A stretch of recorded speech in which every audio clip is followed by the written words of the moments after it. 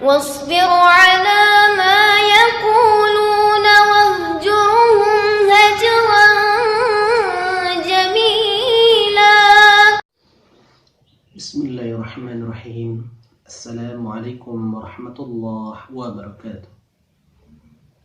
الحمد لله رب العالمين، والصلاة والسلام على أشرف الأنبياء والمرسلين وعلى آله وأصحابه رسول الله أجمعين. أما بعد. Ikhwah fiddin rahimakumullah. Bersyukur kita kepada Allah atas segala nikmat, kurnia dan rahmat Allah Subhanahu wa taala yang dilimpahkan kepada kita. Salawat dan salam kepada Nabi Muhammad sallallahu alaihi wasallam. Allahumma shalli ala Muhammad wa ala ali Muhammad. Ikhwah fiddin rahimakumullah.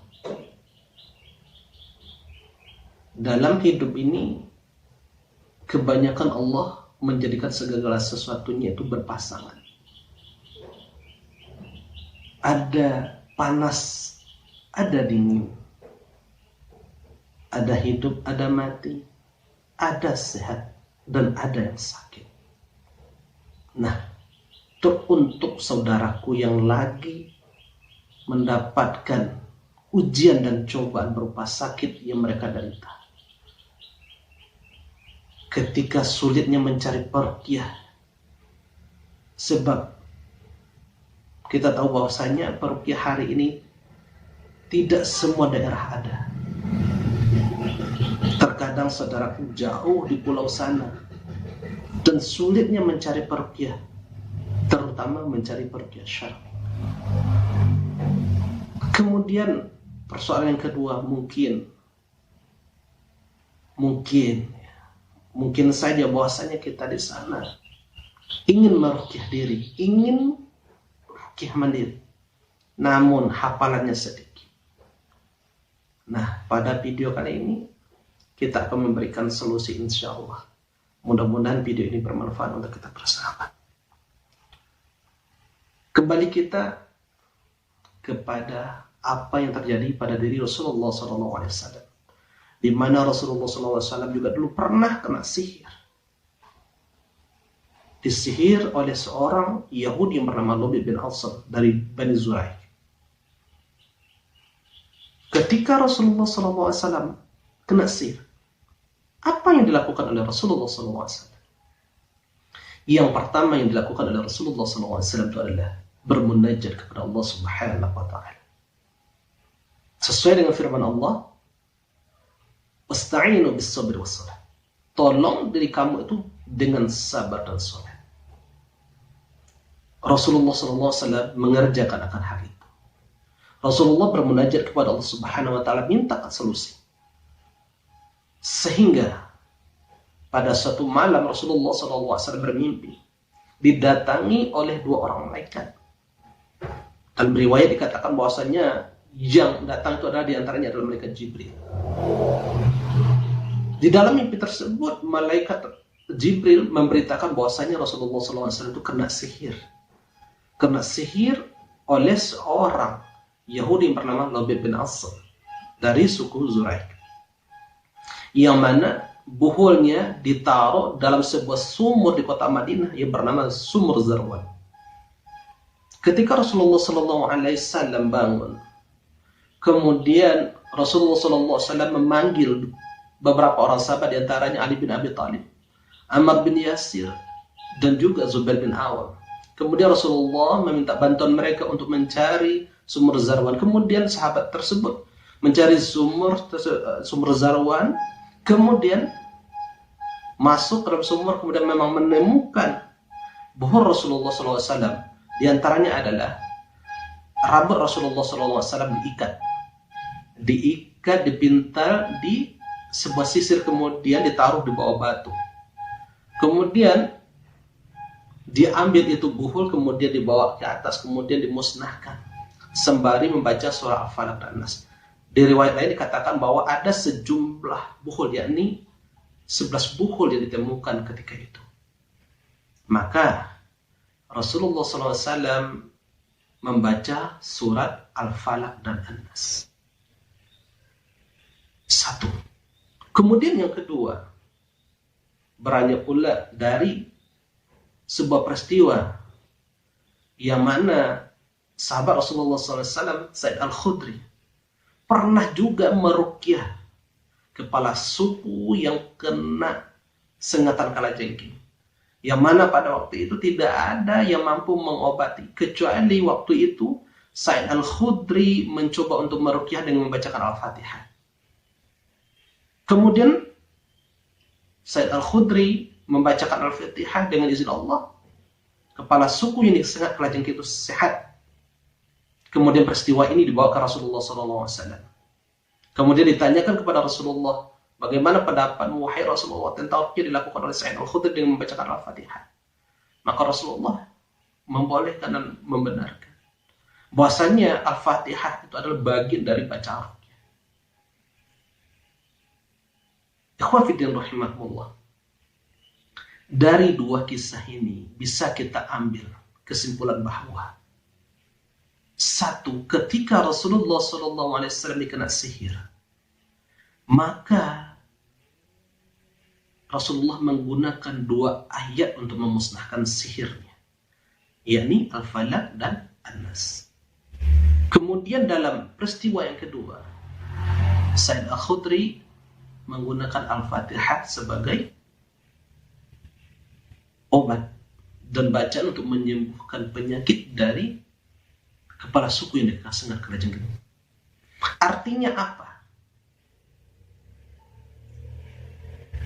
Kita tahu bahwasanya tidak ada umat muslim di dunia ini yang tidak hafal dengan Al-Fatihah. Dan tidak ada istilahnya orang mukmin di dunia ini yang tidak hafal dengan surah Al-Falaq dan An-Nas. Ini artinya apa? Ini menunjukkan kasih sayang Allah Subhanahu wa ta'ala kepada para hamba-hambanya.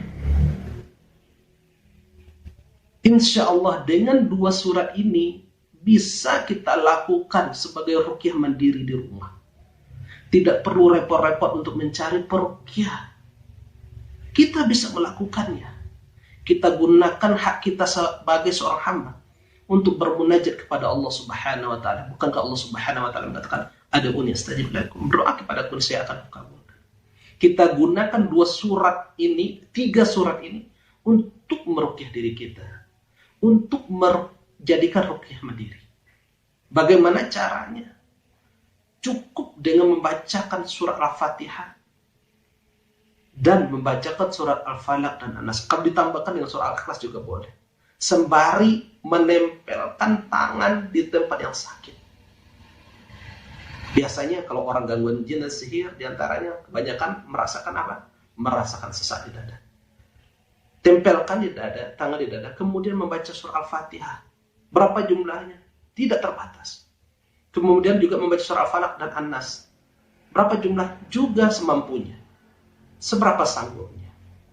Karena kalau kita lihat surah Al-Falaq dan An-Nas ini, ya, sebagaimana yang diriwayatkan oleh Sa'id Al-Khudri, bahwasanya Rasulullah ketika telah turun surah Al-Falaq dan An-Nas, Rasulullah meninggalkan bacaan yang lain.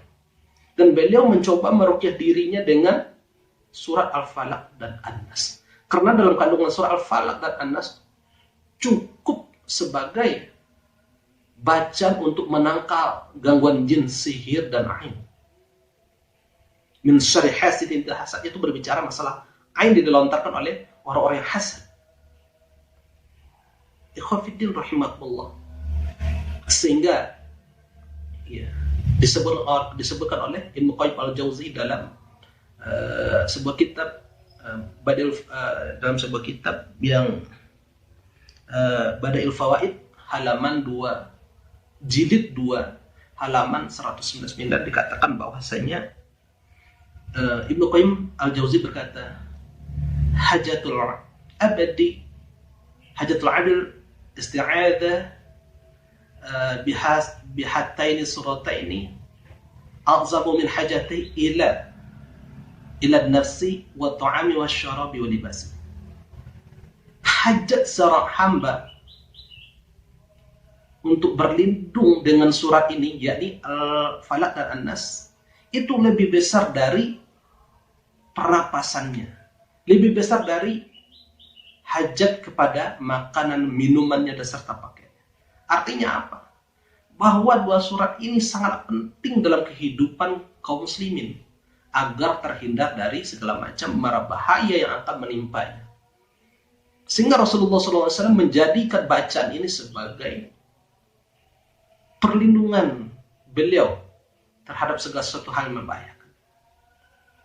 Sehingga Rasulullah setiap mau tidur selalu Rasulullah membaca dua surat ini sebagai perlindungan dari segala macam mara bahaya.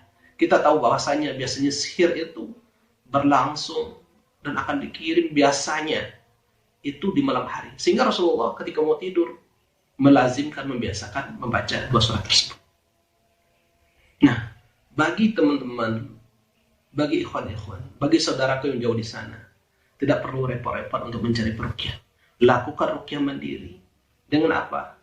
Cukup dengan 3 surat ini. Yang pertama, Al-Fatihah. Kemudian yang kedua, Al-Falaq. Dan yang ketiga ada An-Nas.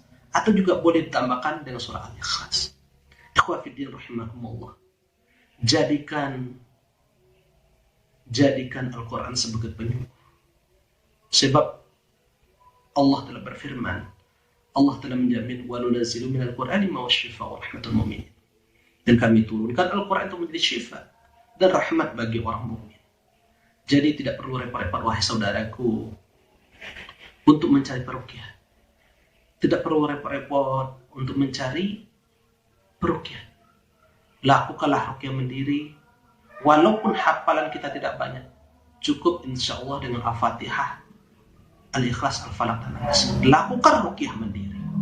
Mudah-mudahan saudaraku di sana bisa mengamalkan dan semoga juga bermanfaat bagi saudara-saudara.